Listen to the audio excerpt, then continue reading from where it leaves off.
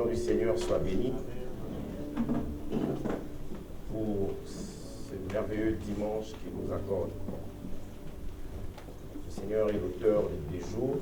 Il n'y a pas de mauvais et de bons jours. Il y a toujours des merveilleux, excellents jours. Le psalmiste David dit, c'est ici la journée que l'Éternel a faite. Donc toute journée appartient à notre Seigneur. Le diable n'a aucun jour. Tous les jours appartiennent à notre roi. Amen. Je bénis le Seigneur pour l'occasion qu'il m'accorde en ce matin de me tenir pour partager la parole avec vous. Et le Seigneur pour les pasteurs, pasteur Doudou et pasteur Arlette, pour cette invitation de pouvoir partager la parole. C'est toujours une joie de pouvoir partager la parole du roi et d'être son messager. Merveilleux. Vous savez, quand quelqu'un balaye même dans le palais présidentiel, ses enfants sont fiers de dire que mon père travaille à la présidence. Même sans dire ce que le père fait à la présidence, mais mon père travaille à la présidence. Voilà. Mais nous travaillons pour le roi des rois. Amen, c'est un privilège. 2 Corinthiens chapitre 1, 1 à 11. 2 Corinthiens chapitre 1, 1 à 11. Nous allons partager sur ce texte en ce matin. Paul, apôtre de Jésus-Christ, par la volonté de Dieu, et le frère Timothée, à l'église de Dieu qui est à Corinthe. Vous pouvez remplacer Corinthe par Casablanca. Et à tous les saints qui sont dans l'Achaïe. Vous pouvez remplacer cela par le Maroc. Que la grâce et la paix vous soient données de la part de Dieu, notre Père, et du Seigneur Jésus-Christ. Béni soit Dieu, le Père de notre Seigneur Jésus-Christ, le Père des miséricordes et le Dieu de toute consolation, qui nous console dans toutes nos afflictions, afin que par la consolation dont nous sommes l'objet de la part de Dieu, nous puissions consoler ceux qui se trouvent dans quelque affliction. Car de même que les souffrances de Christ abondent en nous, de même notre consolation abonde par Christ. Si nous sommes affligés, c'est pour votre consolation et pour votre salut. Si nous sommes consolés, c'est pour votre consolation qui se réalise par la patience à supporter les mêmes souffrances que nous endurons. Et notre espérance à votre égard est ferme, parce que nous savons que si vous avez part aux souffrances, vous aurez part aussi, je pourrais ajouter, vous aurez part certainement à la consolation. Nous ne voulons pas en effet vous laisser ignorer, frères, au sujet de la tribulation qui nous est survenue en Asie, que nous avons été excessivement accablés, au-delà de nos forces, de telle sorte que nous désespérions même de conserver la vie. On va reprendre le verset 8. Nous ne voulons pas en effet vous laisser ignorer, frères, je veux les amener à une certaine connaissance, au sujet de la tribulation qui nous est survenue en Asie et que nous avons été accablés. Non, excessivement accablés au-delà de nos forces. Qui écrit ça? C'est vraiment Paul, ça. C'est pas quelqu'un d'autre. De telle sorte que nous désespérions même de conserver la vie. Et nous regardions comme certains notre arrêt de mort, afin de ne pas placer notre confiance en nous-mêmes, mais de la placer en Dieu, qui ressuscite les morts. C'est lui qui nous a délivrés et qui nous délivrera d'une telle mort.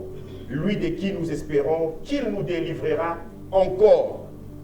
Vous-même aussi nous assistons de vos prières, afin que la grâce obtenue pour nous par plusieurs soit pour plusieurs plutôt, une occasion de rendre grâce à notre sujet. Amen. Amen. J'aime beaucoup ce texte. Je pourrais dire que ces textes semblent résumer peut-être 7, peut-être 6, peut-être 8 ou 10 années de ma vie. Et en ce matin, vous savez, quand on est prédicateur et qu'on vous dit que vous allez prêcher, je me suis rendu compte que c'est plus facile quand vous n'avez pas de message. Au moins Dieu vous donnera un message. Mais c'est plus difficile quand vous vous trouvez face à 2 messages ou 3 messages. Dites, Seigneur, qu'est-ce que je vais partager? Comme quelqu'un qui m'a posé la question une fois, pasteur, quand vous dites que Dieu a changé votre message, donc le premier message ne venait pas de Dieu.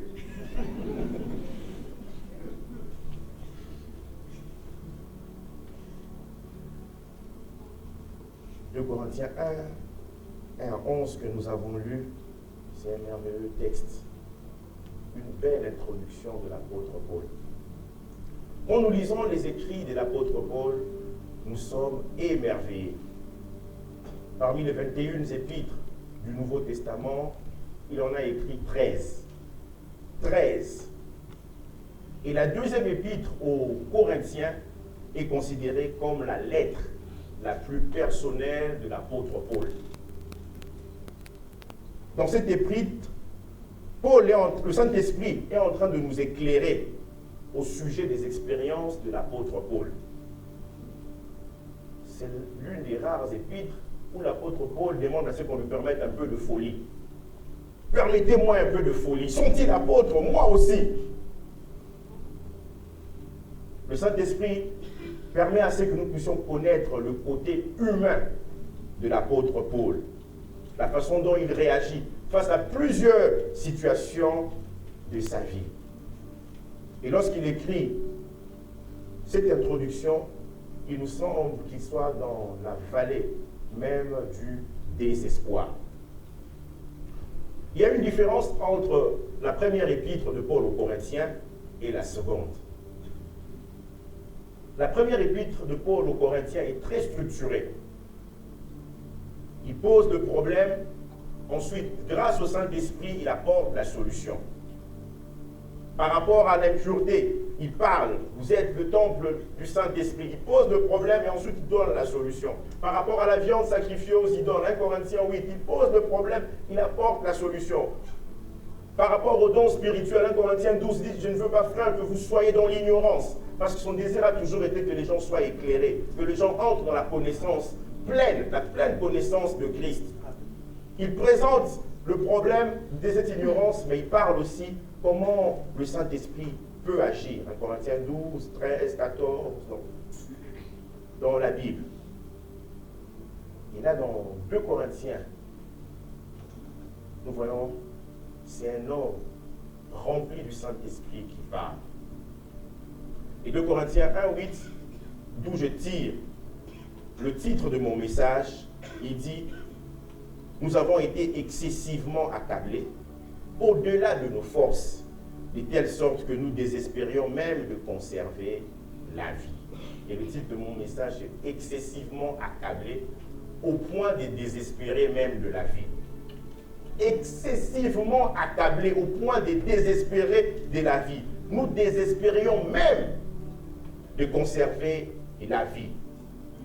Il veut dire, il était perdu, être absolument perdu, renoncer à tout espoir, être dans un profond désespoir. La version Parole vivante dit, il faut en effet que vous sachiez, frères, 2 Corinthiens 1:8, nous avons dû passer par une terrible épreuve en Asie mineure. Nous avons été persécutés avec tant de violence que nous en étions absolument écrasés. Absolument écrasés. Nous avons été excessivement accablés. Nos forces étaient à bout.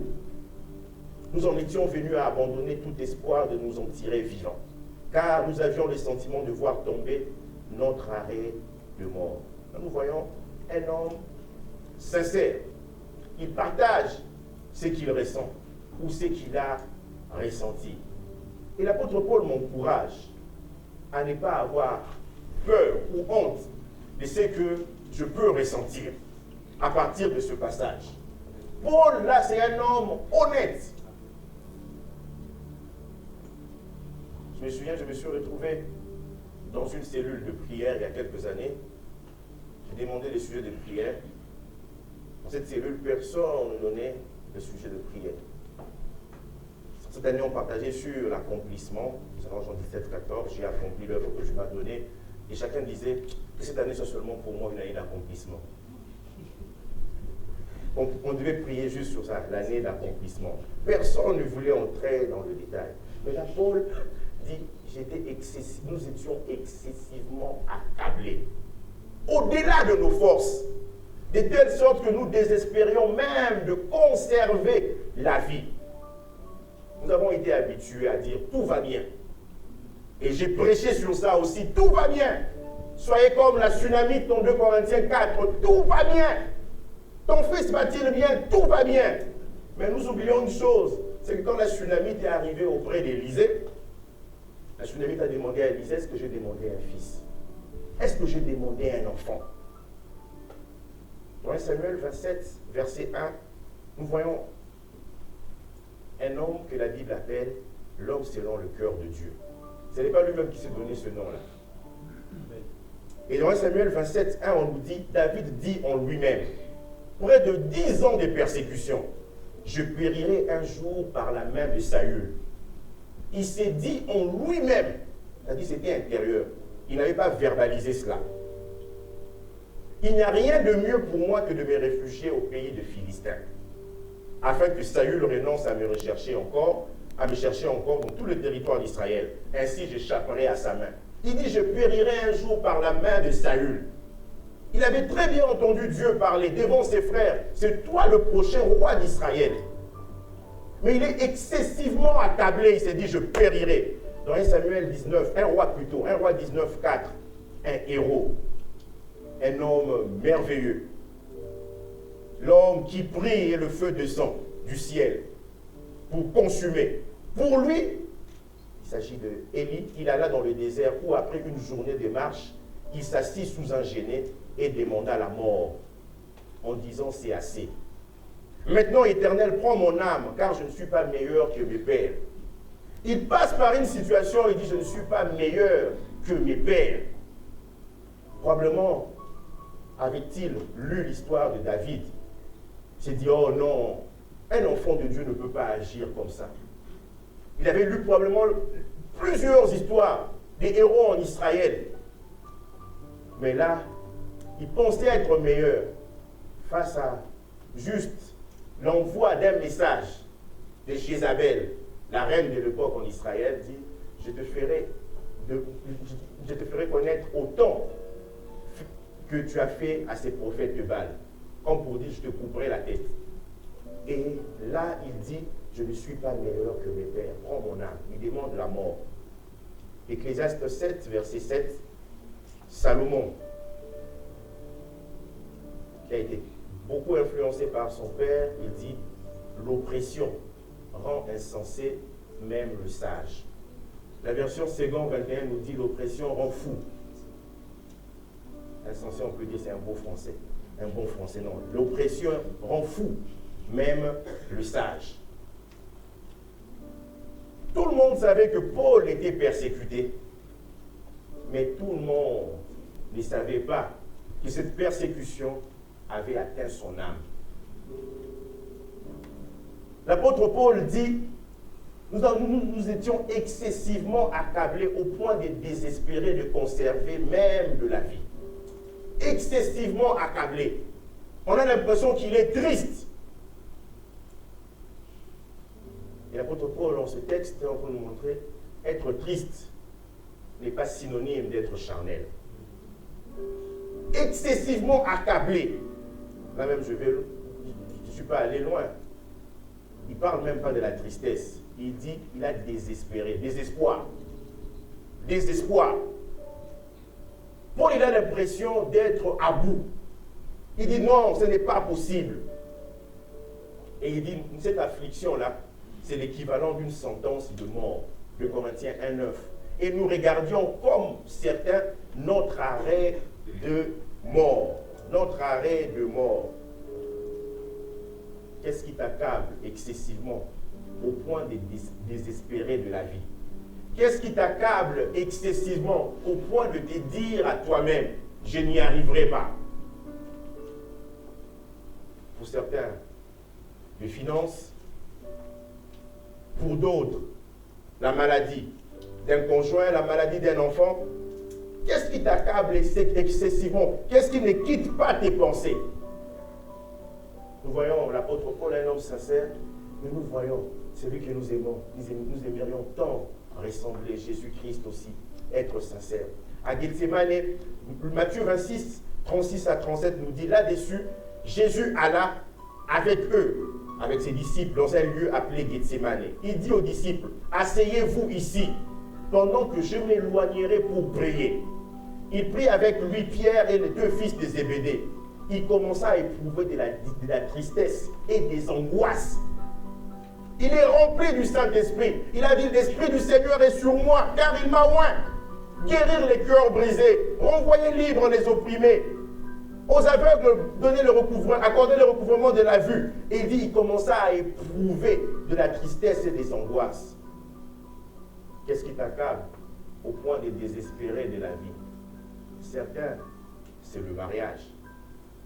D'autres, la scolarisation des enfants.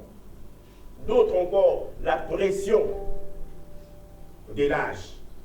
Depuis 3 mois, je suis en train d'étudier personnellement sur certaines choses qui pourraient arriver dans les différents moments qu'une personne, homme comme femme, peut connaître dans la vie.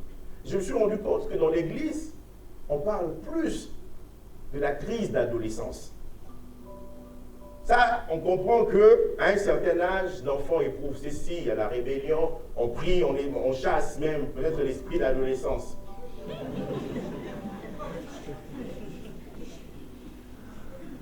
Je me suis rendu compte que certaines personnes qui travaillaient autour de moi connaissaient certaines crises. Crise de la trentaine, crise de la quarantaine, crise de la cinquantaine. J'ai vu quelqu'un pleurer. Il m'a dit, pasteur, j'ai 57 ans. Il était en train de pleurer dans mon bureau. Après, il dit, mais il ne m'avait pas donné son âge. Il a dit, je suis né en 1959. Il dit, le temps est tellement difficile, je ne compte même plus. Donc, quand j'ai calculé, je me suis rendu compte qu'il avait 57 ans. Il a commencé à pleurer.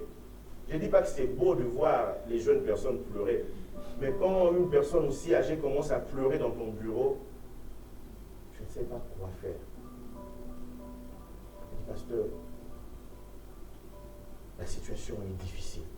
Il y a des transitions dans la vie qui font en sorte que nous puissions être dans une certaine crise, la pression. Comment alors gérer cette chose? Comment gérer cela? On ne sait toujours pas. Dans l'Église, nous le disons très bien, l'homme est un esprit, possédant une âme, habitant dans un corps.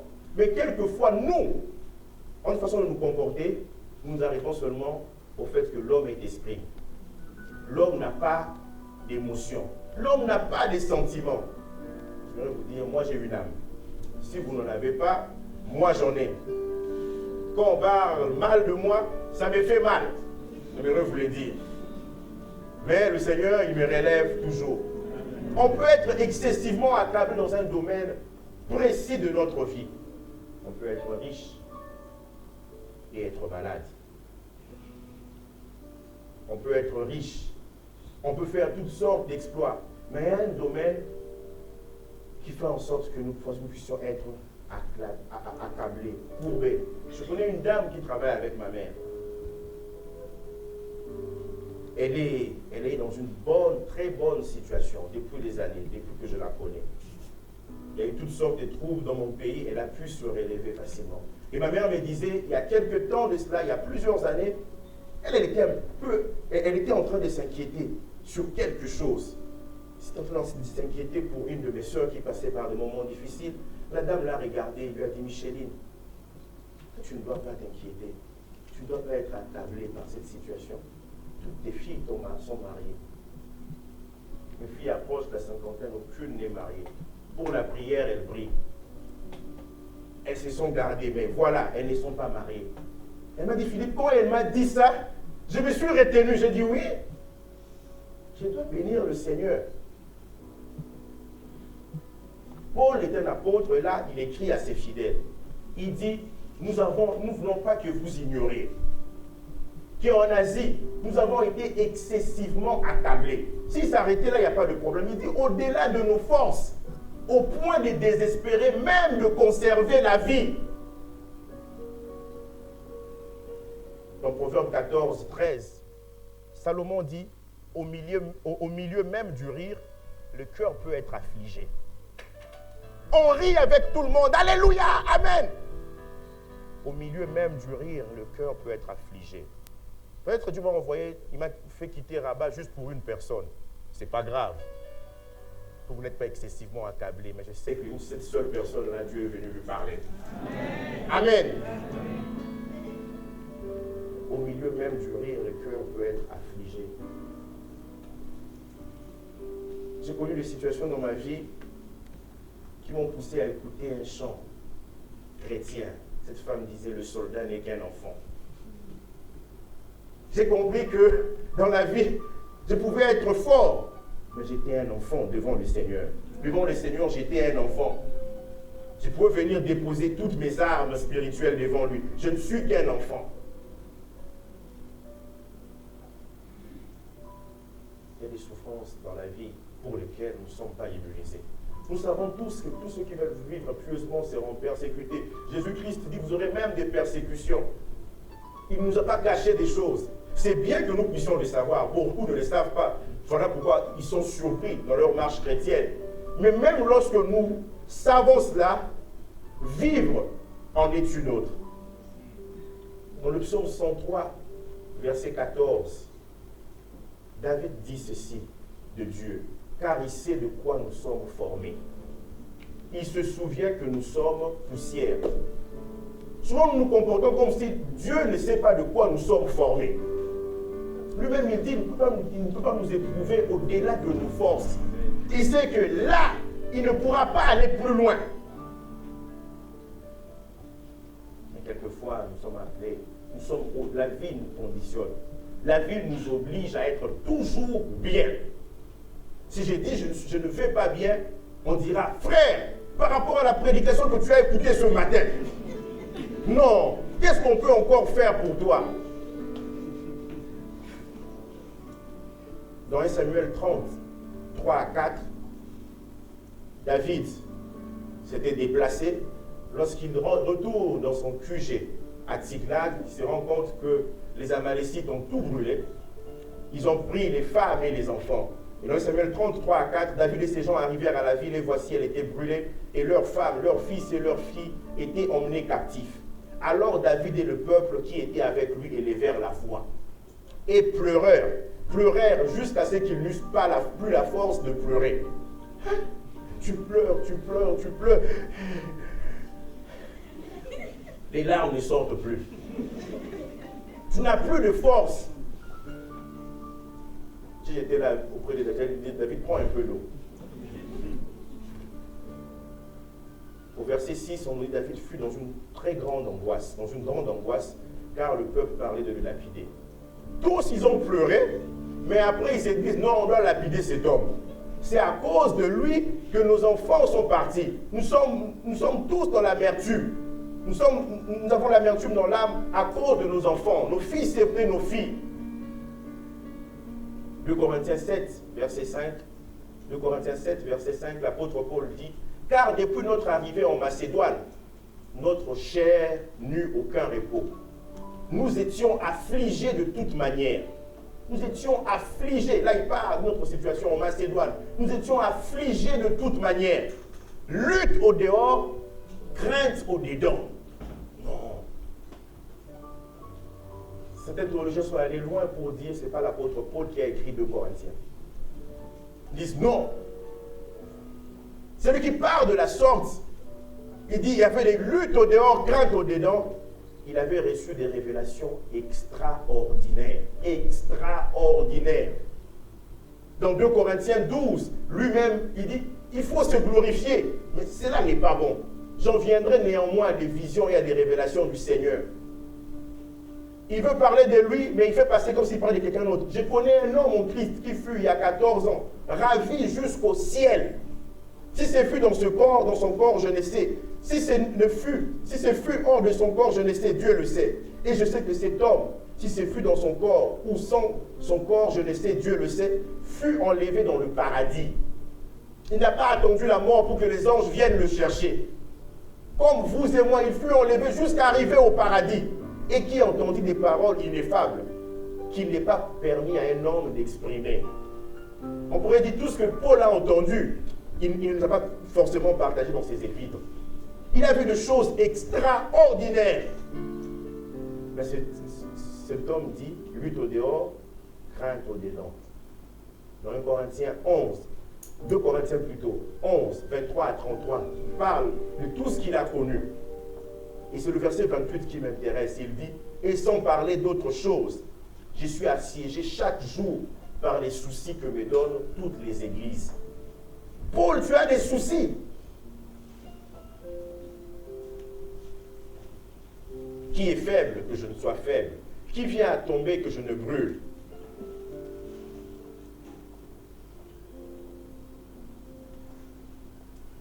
Excessivement accablé au point de désespérer de la vie. Comment alors faire face? Que faire lorsque nous sommes excessivement accablés au point de désespérer de la vie? Que devons-nous faire? La première des choses, c'est de reconnaître notre limite. Reconnaître notre limite.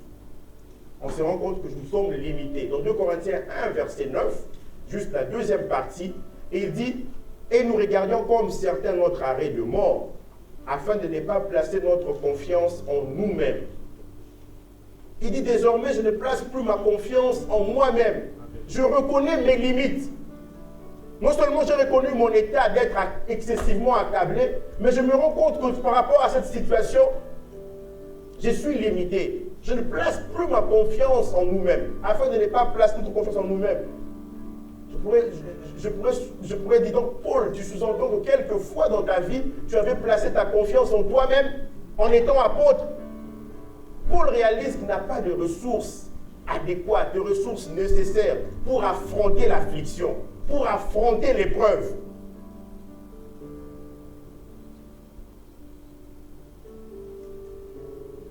Dans Romains 8, 36, il dit, c'est à cause de toi, à cause de Christ, qu'on nous met à mort tous les jours. Qu'on nous regarde comme des brebis destinées à la boucherie. Il dit, je reconnais. Quand je le disais, je sais de quoi nous sommes formés. Que faire lorsque nous sommes excessivement accablés au point de désespérer de la vie? L'apôtre Paul, nous tirons ces solutions, toujours dans 2 Corinthiens 1, c'est placer sa confiance en Dieu. Cela signifie la foi. Placer sa confiance en Dieu. C'est simple, vous connaissez ces choses. Placer sa confiance en Dieu. 2 Corinthiens 1, verset 9 vers la fin, il dit, mais de la placer en Dieu, qui ressuscite les morts. Paul dit, on doit placer notre confiance en celui qui peut nous ressusciter des morts. J'étais excessivement accablé. Comme si j'ai signé mon arrêt de mort. Mais là, qu'est-ce qu'il faut faire? Je dois placer ma confiance en Dieu qui ressuscite les morts. Peu importe la situation, tu dois connaître ce Dieu qui ressuscite les morts. Amen. Et puis il dit, celui qui nous a délivrés et qui nous délivrera d'une telle mort, lui de qui nous espérons qu'il nous délivrera encore. Il a fait dans le passé, il le fera dans le présent, il le fera aussi dans le futur. Amen. Mais je place ma confiance en lui. Amen. Je place ma confiance en lui. Amen. Que faire lorsque nous sommes excessivement accablés au point de désespérer de la vie? Oui, je reconnais mes limites. Je place ma confiance en Dieu. La troisième chose, nous devons prier. Il faut placer la foi avant la prière. Voilà pourquoi j'ai parlé de la foi. La Bible dit, Dieu veut que celui qui s'approche croit. Quand on va pour prier, on doit d'abord croire que Dieu, il est capable de changer la situation. La prière personnelle. Hébreux 4, 16 nous dit, approchons-nous donc avec assurance du trône de la grâce, afin d'obtenir miséricorde et de trouver grâce pour être secourus dans nos besoins. Approchez-vous, approchez-vous. David a prié en demandant la miséricorde de Dieu. Éternel, que ta miséricorde vienne sur moi. Psaume 119, 41. Que ta miséricorde, que ta compassion, que ta tendre affection vienne sur moi. Il faut prier. J'ai réalisé une chose dans la vie de certaines personnes, et quelquefois même dans ma propre vie, pour ne pas taxer les autres. Une louange peut être fausse. Une louange peut être fausse. Je me suis posé la question, pourquoi? Et la Bible m'a répondu. Dans Jacques 5, verset 13, l'apôtre Jacques dit, « Quelqu'un parmi vous est-il dans la souffrance, qu'il prie? Quelqu'un est-il dans la joie, qu'il chante des cantiques? » Je ne vais pas te forcer à chanter des cantiques après ce message. On nous dit loue, loue, loue, loue, loue. C'est très bien. Je prends la puissance de la louange. Quelqu'un parmi vous est-il dans la souffrance qu'il prie? En fait, c'est dans la prière qu'il pourra désormais être relevé pour avoir la joie et qu'il puisse chanter des cantiques. Mais quand tu forces cette personne à chanter des cantiques sans prier, ce n'est pas bon. Quelqu'un est-il dans la souffrance qu'il prie? Je ne remets pas en question la louange. Et quelqu'un dit non, je ne vais plus louer. Le pasteur a dit il faut prier. Mais il n'y a pas que la prière de louange, il y a la prière de supplication. Mais plus tu es en communion avec lui, il permettra à ce que par le Saint-Esprit, même si tu es entré avec larmes, tu peux ressortir de sa présence avec joie. C'est ce qui s'est passé avec Anne. Dans 1 Samuel 1, elle a pleuré, elle a pleuré, elle a pleuré. Mais lorsqu'elle a reçu cette parole par l'homme de Dieu, elle s'est levée, on dit son visage ne fut plus le même. Dans la présence de Dieu, cette présence-là qui nous communique la joie, afin que nous puissions chanter des cantiques. Sinon, notre louange est fausse. Proverbe 14, 10 nous dit, le cœur connaît ses propres chagrins. Le cœur. Vous êtes nombreux en ce dimanche, mais vous connaissez vos propres chagrins. Vous connaissez vos propres chagrins. Mais l'apôtre Paul, par son expérience en Asie mineure, dans 2 Corinthiens 1, est en train de nous dire que lui aussi, il a connu cela. Il a connu cela. C'était un homme qui aimait prier.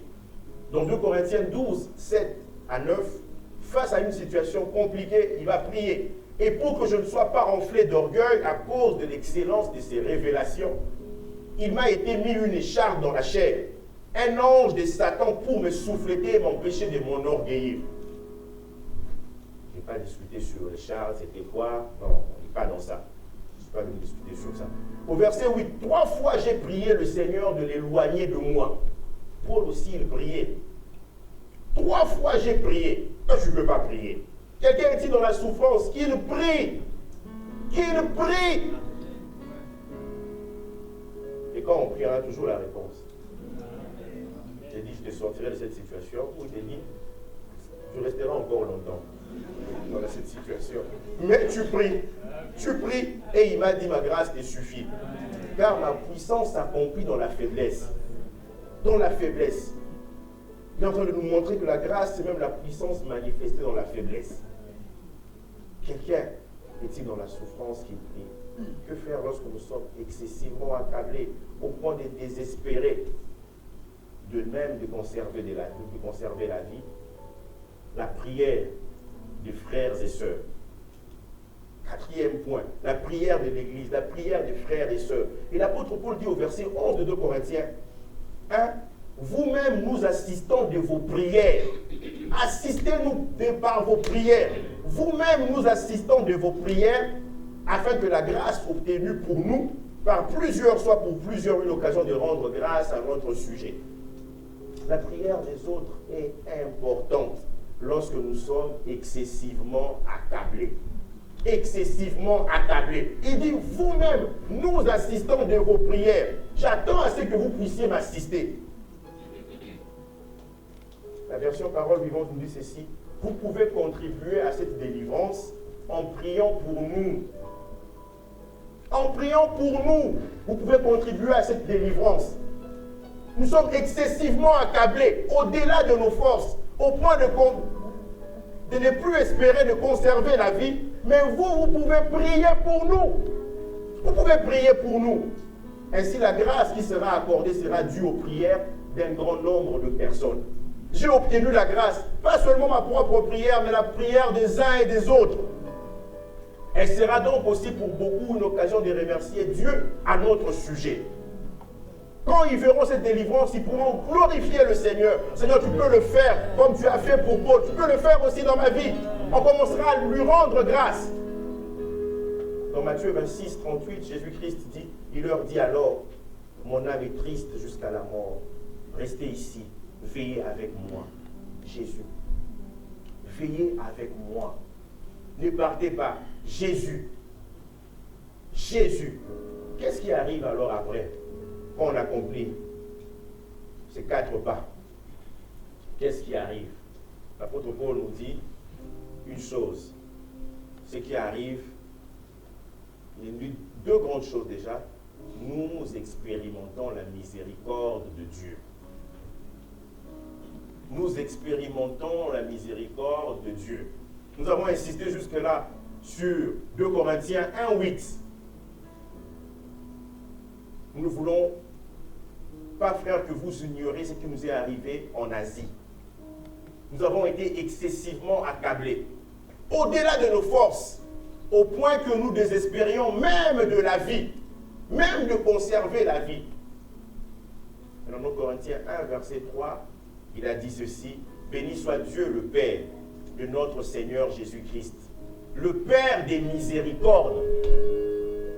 Pas d'une seule miséricorde, le Père des miséricordes. Le Père de miséricorde. Psaume 25, 10 nous dit: tous les sentiers de l'Éternel sont miséricorde et fidélité. Amen. Tous les sentiers de l'Éternel sont miséricorde et fidélité pour ceux qui gardent son alliance. Psaume 25, 10. Pour ceux qui gardent son alliance et ses commandements. J'ai dit tout à l'heure, la miséricorde, c'est la compassion de Dieu. La miséricorde, c'est la tendre affection de Dieu. Et l'apôtre Paul dit que notre Dieu, il est le Père des miséricordes. Ce qui arrive après, c'est expérimenter la miséricorde de Dieu. D'une façon palpable. Palpable. J'ai reconnu mes limites. J'ai placé ma foi en lui. J'ai prié avec les autres. Alors j'expérimente la miséricorde. Je connais cette miséricorde-là. Ce n'est pas seulement ce qui est écrit dans la Bible. J'ai vécu cela. Lamentation 33. Plutôt, Lamentation 3, 31 à 33. Car le Seigneur ne rejette pas toujours. Mais lorsqu'il afflige, il a compassion. Lorsqu'il afflige, il a compassion. Selon sa grande miséricorde. Car ce n'est pas volontiers qu'il humilie et qu'il afflige les enfants des hommes. Ce n'est pas volontiers. Jacques 5, 11. Voici, nous disons bienheureux ceux qui ont souffert patiemment. Vous avez entendu parler de la patience de Job et vous avez vu la fin que le Seigneur lui accorda. Car le Seigneur est plein de miséricorde et de compassion. Il est plein de miséricorde et de compassion. Il ne se plaît pas à nous voir en train de gémir, souffrir. Il est avec nous dans ces moments difficiles, mais il se demande comme étant le Père des miséricordes. Face à toutes les situations, chaque situation, il y a une dose de bonté, il y a une dose de miséricorde.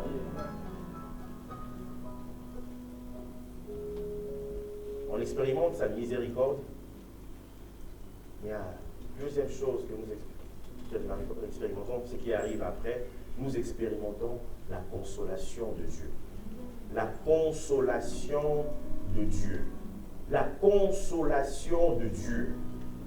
Dans 2 Corinthiens 1 à 7, nous voyons cette consolation-là. Consolation et consolation. Consolation et consoler plutôt. Revenir 9 fois.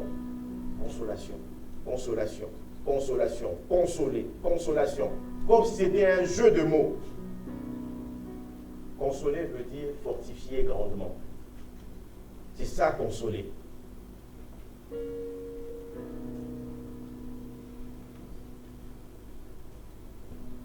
Et la consolation, c'est pas seulement ce que Dieu a accompli, mais c'est le nom de Jésus aussi. Dans Luc 2, 25, on appelle Jésus la consolation d'Israël. Donc vous pouvez ajouter en chantant consolation et son nom. Dans Jéhovah, la consolation et son nom. Luc 2, 25, on nous dit c'est lui la consolation d'Israël. La consolation d'Israël. Simeon, il attendait quelqu'un qui s'appelle consolation. La consolation ne se trouve pas ailleurs, auprès de lui. En lui, il y a toute la consolation. Amen.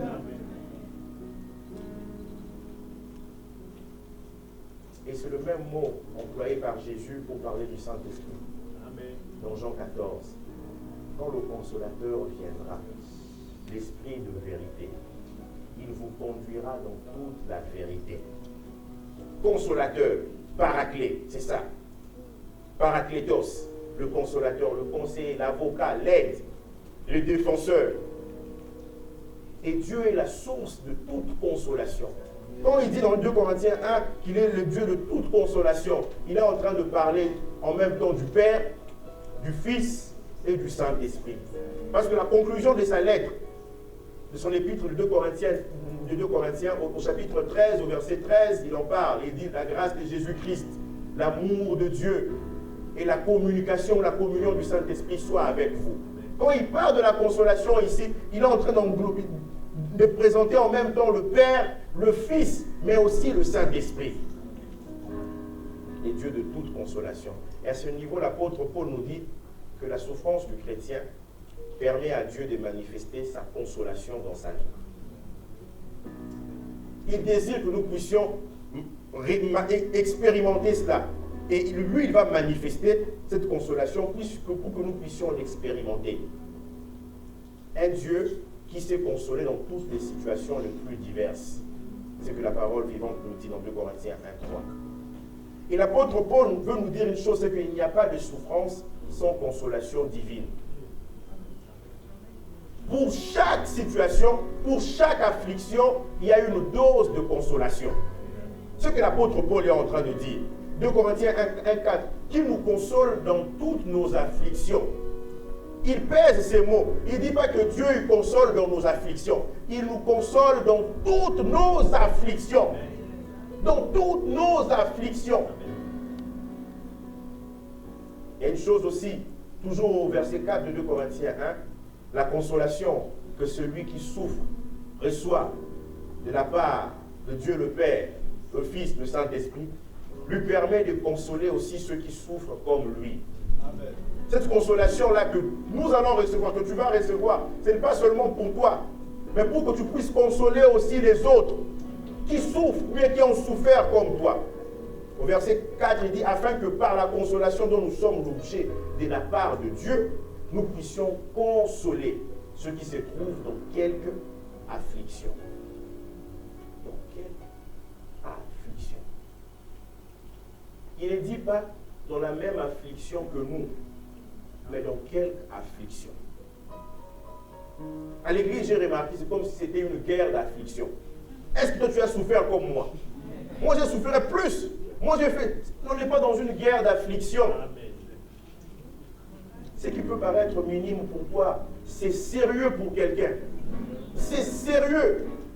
Moi, j'ai vu des sœurs pleurer. Pasteur, j'ai déjà 29 ans. Je suis en train de devenir comme mes tantes. La personne est en train de pleurer. Elle te dit, oh, calme-toi. Calme-toi. Oui, calme-toi. Maintenant, tu t'es marié à 23 ans. J'ai appris à me taire. Face à certaines situations dans les entretiens, j'ai appris à me taire. Cette personne de 57 ans dont je vous ai parlé, la personne était en train de pleurer. Elle dit, pasteur, j'ai 57 ans aujourd'hui, je n'ai pas d'enfant. Marié depuis plusieurs années, il pleurait. Nous prions à chaque fois. Ce jour-là, il a pleuré, il est passé. Une autre semaine, il vient, nous étions en train de prier. Le Saint-Esprit a permis à ce que je puisse ressentir ce qu'il ressent. Je ne sais pas expliquer cela. Souvent, quand nous prions, nous mettons quelquefois les cantiques passent et nous prions ensemble. Et ce jour-là, c'était un cantique, si la mer se déchaîne. Mais c'est un cantique que j'ai trouvé sur Internet, c'est juste avec la guitare. Et j'ai craqué, je n'ai pas compris. Je me suis dit, oh, au fond de moi, Philippe, tu es pasteur. J'ai craqué, j'ai commencé à pleurer. J'ai ressenti ce qu'il ressentait. Je me suis dit, ce n'est pas possible. Ça fait plus d'1 an que nous prions ensemble. Pour que tu puisses pouvoir consoler les autres, Dieu mettra une dose de compassion pour que tu ressentes ce que l'autre ressent. Amen. Et ta consolation sera extraordinaire. Amen. Il dit dans quelque affliction, que nous puissions consoler dans quelque affliction. Dieu nous donne la capacité de consoler ceux qui connaissent des afflictions qui peuvent être plus douloureuses que celles que nous avons connues, qui peuvent aussi être moins douloureuses. Alors quand je viens te consoler, ne me dis pas, tu ne sais pas ce que j'ai vécu. J'ai reçu juste un manteau de consolation. Voilà pourquoi je suis venu vers toi. Au verset 7, car de même que les souffrances de Christ abondent en nous, de même notre consolation abonde par Christ. Les souffrances de Christ abondent en nous, de même notre consolation abonde par Christ. Verset 6, si nous sommes affligés, c'est pour votre consolation. Probablement tu es affligé pour consoler quelqu'un. Les gens n'aiment pas entendre cela. Oh non, quand même, non. Dieu il te fait passer par là pour que tu puisses dire, moi j'ai connu cela, je peux te soutenir. C'est pour votre consolation et pour votre salut. Si nous sommes consolés, c'est pour votre consolation, qui se réalise par la patience à supporter les mêmes souffrances que nous endurons. Les mêmes souffrances. Verset 7. Et notre espérance à votre égard est ferme. De Corinthiens 1, verset 7. Parce que nous savons que si vous avez part aux souffrances, vous aurez part aussi à la consolation. Vous aurez certainement part à la consolation. Alors ne crains pas. Il y a une consolation qui arrive.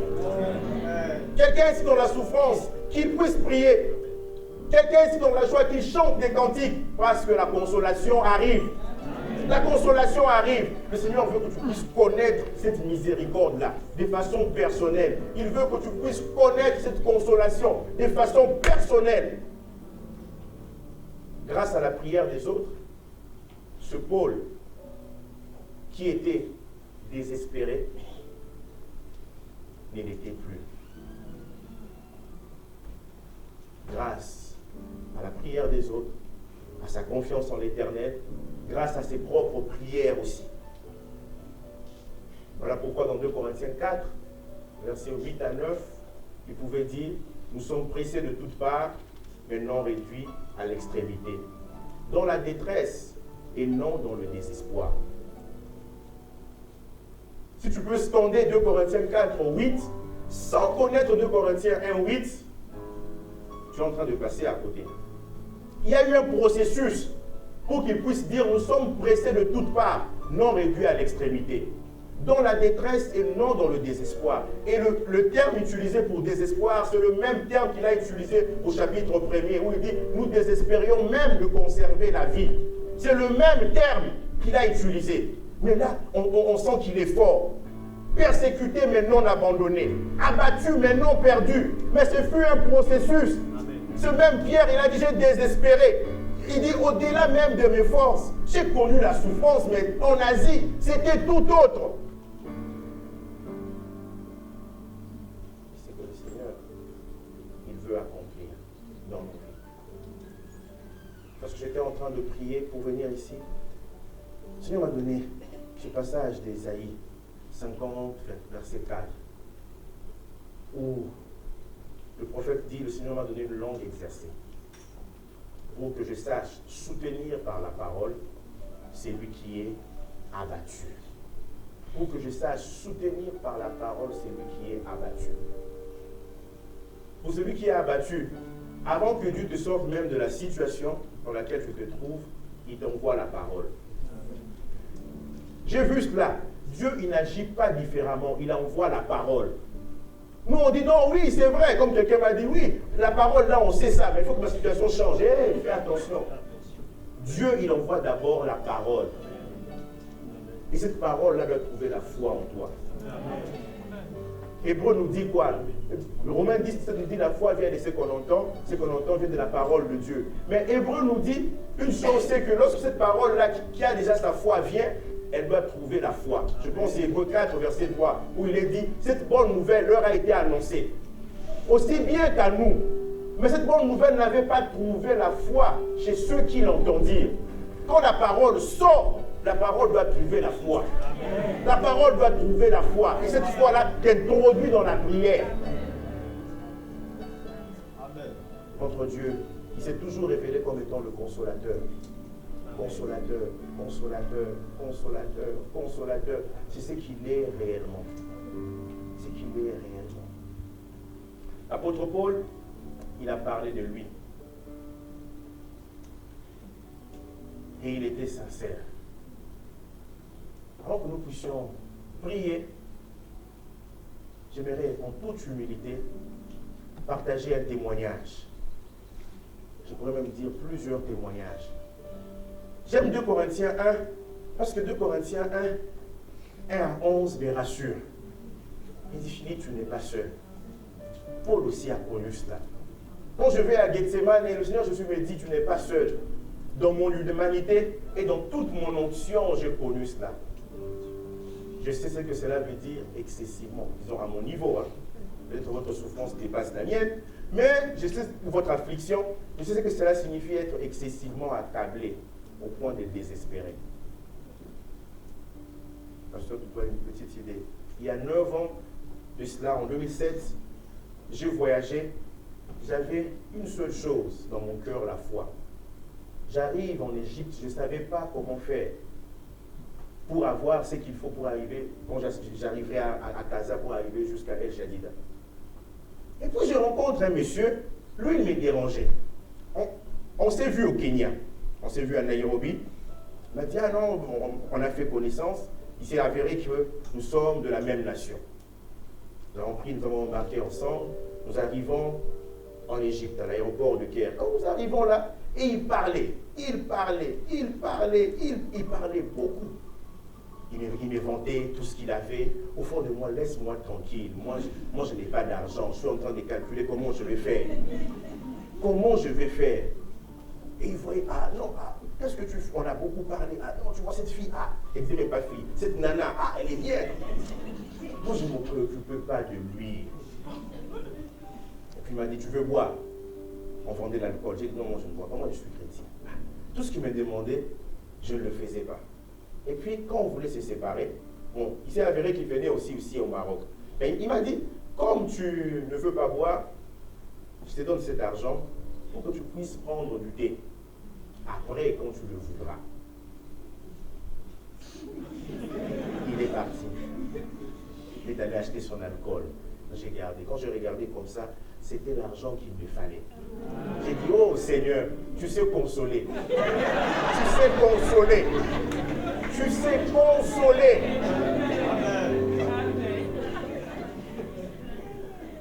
C'est que le Seigneur peut faire dans la vie de quelqu'un. Je ne sais pas. Vous savez, quand quelqu'un manque 100 dirhams ou 200 dirhams, et quand il en a, c'est un témoignage. Je pourrais dire c'est au même titre que celui qui manque 1 million. À son niveau, c'est un témoignage. Ça reste un témoignage. Le Seigneur, il sait nous consoler dans toutes sortes d'afflictions que nous pouvons avoir. Et l'apôtre Paul, ce qu'il a dit reste valable encore aujourd'hui, 2000 ans après. Amen. 2000 ans après. De 2012 jusqu'en mars 2016, si je dois voir selon les hommes, j'ai passé les années les plus difficiles de ma vie. Je ne sais pas ce que je dirais dans 20 ans. Parce que jusqu'en 2010, je pensais que ce qui était derrière moi, et c'est les pires des années. De 2012 jusqu'en mars 2016, des années très difficiles. 2015 en particulier, je pouvais prêcher le matin. 2015, je pouvais prêcher le matin, mais jusqu'à 3 heures du matin, nous étions à l'hôpital. Parce que mon épouse était malade. Je ne sais pas ce que cela signifie, mais avoir une personne toujours malade, ce n'est pas évident. En janvier de cette année, elle m'a regardé, elle m'a dit, souvent j'ai pitié de toi. Je dis, pourquoi? Je dis, comment? En presque 6 ans de mariage, tu as toujours une femme qui est malade. Elle pleurait. Malade. Et quel est ce ventre-là qui a du mal même à garder une grossesse? Elle était en train de pleurer.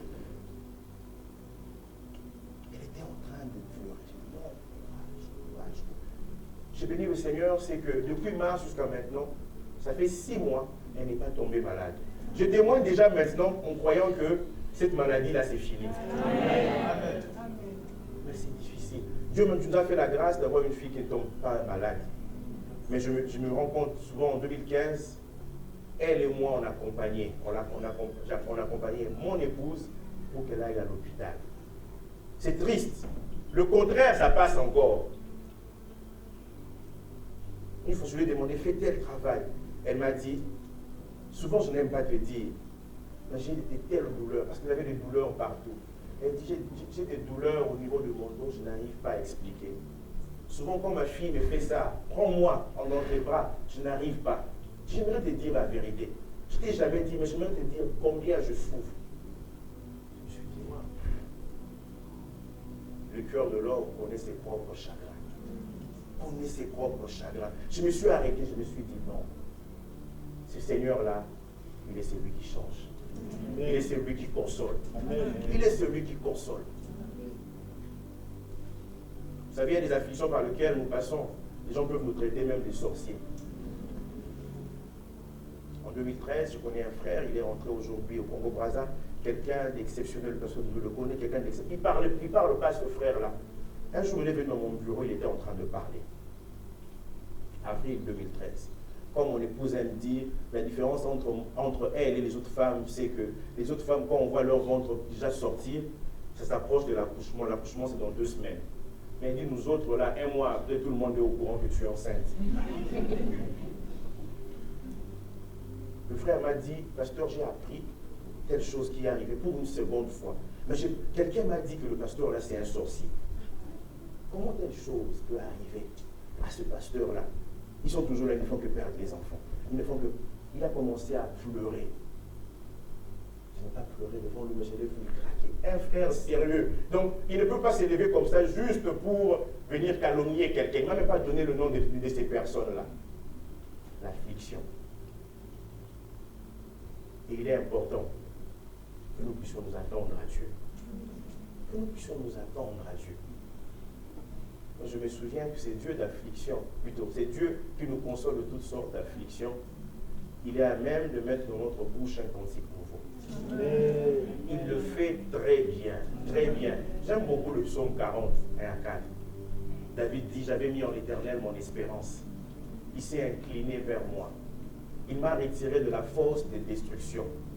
Il a placé mes pieds sur le roc. Il a mis dans ma bouche un cantique nouveau. Amen. Il louange à notre Dieu. Amen. Beaucoup l'ont vu, ont eu de la crainte et se sont confiés en l'Éternel. Et le 11 juillet 2014, à 12h58, le Seigneur nous a fait la joie d'avoir une fille. Amen. Mais ça ne s'est pas arrêté là. Pour moi, c'était fini. L'affliction, bye bye. Bye bye, l'affliction. Jusqu'à ce que, en mars de cette année, 3 mois après, une grossesse qui allait normalement, elle a été malade, elle a encore perdu une grossesse. Je me suis dit, je pensais que cette affliction-là était passée. C'était un nouveau chapitre. Il y a des situations dans la vie, comme David, là, il a pleuré, il n'avait plus de force de pleurer. Il y a des choses dans la vie qui vous conditionnent, vous dites, si on dépasse 3 mois, ça serait déjà bien. On s'est dit, oh là là, 2012, 2013 est en train de reprendre encore. Après un cantique nouveau, il semble qu'il y a un cantique ancien qui retentit. Mais Dieu, il est celui qui ne change pas. Il est celui qui ne change pas. Nous devons avoir notre confiance en l'Éternel. Dans Isaïe 41 à 2, Isaïe a connu ce Dieu-là de la consolation. Il dit, consolez, consolez mon peuple. Dieu, il a toujours été un Dieu de consolation. Consolez mon peuple, dit votre Dieu. Parlez au cœur de Jérusalem et criez-lui que sa servitude est finie, que son iniquité est expiée, qu'elle a reçu de la main de l'Éternel au double de ses péchés. Affliction. Mais Dieu, il est celui qui console.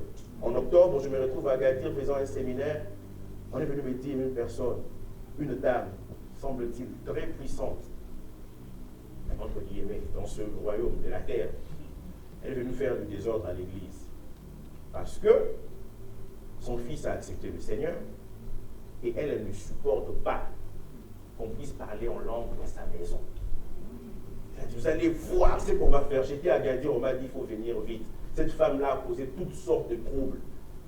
Je l'ai même revue, elle m'a dit, pasteur, j'accepte qu'on prie, mais moi, le parler en langue, je me suis au fond de moi, je sais que ça rentre de la chauffer. Je refuse. Vous allez voir ce que je vais vous faire. Mais le Seigneur, lui, c'est lui qui nous console. Même lorsque les gens parlent, les gens nous lancent des filets. Les gens font toutes sortes de choses. Pourquoi dis-tu Jacob? Pourquoi dis-tu Israël? Mon droit passe inaperçu. Pourquoi tu le dis? Arrête de le dire. Ma destinée est cachée devant tes yeux. Ne le sais-tu pas? Ne le connaîtrais-tu pas? C'est le Dieu d'éternité. C'est le Dieu d'éternité. Il fait toutes choses. Et Isaïe 40, 29 nous dit, il donne la force à celui qui est fatigué. Si tu es fatigué en ce matin, il est celui qui vient et qui te donne la force. Amen. Il augmente la vigueur de celui qui tombe en défaillance. Les adolescents se fatiguent et se lassent. Les jeunes hommes chancellent. Mais ceux qui se confient en l'Éternel, arrête de placer ta confiance sur toi-même ou sur les autres. Place ta confiance à l'Éternel. Ceux qui se confient en l'Éternel renouvellent leur force. Ils prennent le vol comme les aigles. Ils courent et ne se lassent point. Ils marchent et ne se fatiguent point. La parole de Dieu est capable de nous renouveler afin que nous puissions prendre le vol comme des aigles. C'est la parole de Dieu. Pour le psaume 119, 49 à 52 pour finir, David dit ceci. Souviens-toi de ta promesse. Notre parole, donc dans notre version on dit souviens-toi de ta parole. Souviens-toi de ta promesse. Psaume 119, 49 à 52. À ton serviteur, puisque tu m'as donné l'espérance, c'est ma consolation dans ma misère. La parole de Dieu que tu as reçue en ce matin est ta consolation dans la misère, dans ta misère, car ta promesse rend la vie. Cette parole est capable de donner la vie. C'est ma consolation dans ma misère. Verset 52. Je pense à tes jugements d'autrefois, ô Éternel, et je me console. Nous pouvons juste regarder la parole de Dieu, voir ses jugements et être consolés. Excessivement accablé au point de désespérer de la vie, peut-être tu l'es, mais Dieu, il est non seulement le Père des miséricordes, mais il est le Dieu de toute consolation. Toute consolation. Mariage, carrière professionnelle, je ne sais, maladie, il est le Dieu de toute consolation. Ministère, il est le Dieu de toute consolation. C'est ce qu'il a fait pour Paul, ce qu'il a fait pour beaucoup de gens dans la Bible, ce qu'il a fait pour moi, ce qu'il est en train de faire pour moi, parce qu'il n'a pas encore fini, il le fera aussi pour toi. Amen. Alors garde ta confiance en lui, garde ta confiance en lui. C'est lui qui a fait la promesse, il est fidèle. Et tu dois le connaître personnellement comme étant le Dieu des miséricordes. Tu dois le connaître personnellement comme étant le Dieu de toute consolation. Dieu le Père est un consolateur. Dieu le Fils est un consolateur. Dieu le Saint-Esprit est le consolateur. Il est le consolateur. Alors est-ce que tu peux acclamer ce Jésus? Tu peux acclamer le Saint-Esprit. Il est à même d'accomplir de grandes choses encore aujourd'hui. Il est le même hier, aujourd'hui et éternellement. Il est le même hier, aujourd'hui et éternellement.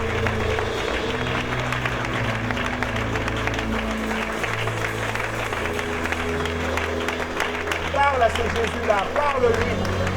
Quelqu'un ici dans l'affliction, il prie, parle-lui. Parle-lui encore, parle-lui. Et ensuite, il ne nous arrêtera pas seulement. Nous ne arrêterons pas seulement à avoir des afflictions, mais il mettra dans notre bouche ce matin déjà un cantique nouveau. Une louange à notre Dieu. Il le mettra, il le mettra, il le mettra. Car sa promesse est la consolation dans notre misère. C'est la promesse est ma consolation. La consolation dans ma misère. Cette promesse-là, oh Seigneur, tu ne les changes pas. Même lorsque nous voyons notre arrêt de mort, tu te présentes comme celui qui nous a délivrés, qui nous délivre et qui nous délivrera encore. Nous pouvons alors dire comme l'apôtre Paul, nous sommes pressés de toutes parts, mais non réduits à l'extrémité.